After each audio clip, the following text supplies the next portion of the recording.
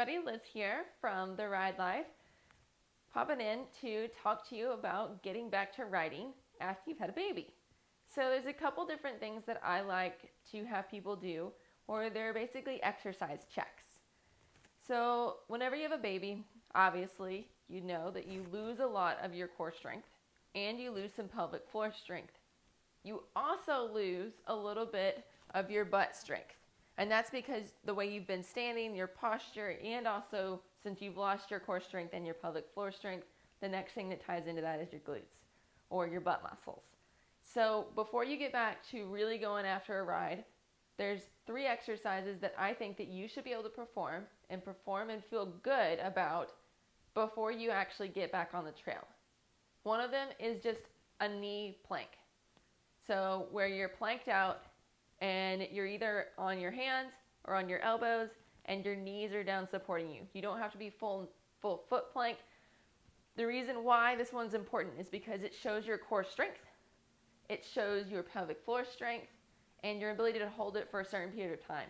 When we are going downhill on our mountain bike, we want to make sure that we have the ability to control our trunk and to control our pelvic floor. The plank is a great position to test that before you actually get on the trail and realize, oh wait, I shouldn't be here. Try it first. Make sure you can do at least like 3 rounds or 3 different reps, at least holding for 15 seconds. You should feel controlled. You should not feel back pain, and you should not have any incontinence or bladder leaking issues. The second exercise that I think that people should be able to perform is a deadlift. So deadlifts, basically, your knees are going to be slightly bent. You shift your butt back, keep your back nice and straight, and you should be able to hold this position. If this position doesn't feel okay to you, if it doesn't feel like you're able to control yourself, then that's the same thing. You need to be able to do that for your riding downhill and for riding uphill. It's a trunk control, it's a glute activation, hamstring activation exercise. It sees whether all these things and all these motor functions are tying together properly. If they're not, then you need to be able to seek help.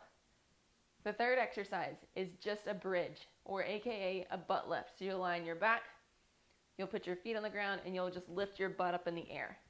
You should be able to use your glutes with that. You shouldn't have any hamstring cramps, and your core should feel like it's engaged. You shouldn't feel like you're weighting one side compared to the other. This is a good movement to see and check for your butt activation for that movement, and to make sure that you're tying in your core enough for your butt to pull from your pelvis. Same thing, protects your back, activates your core, lets you know whether your pelvic floor is working or not.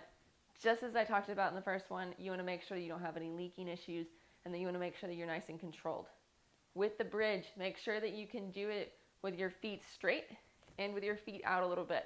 With your feet out a little bit and your knees out a little bit, it should activate your glutes better.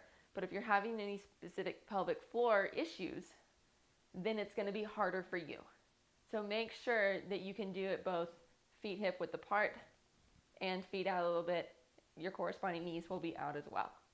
I hope this makes sense, and I hope this gives you a little bit of a way to help know if you're ready to go back to biking, or if you need to seek help or care for anybody else, or just work on some different exercises at home.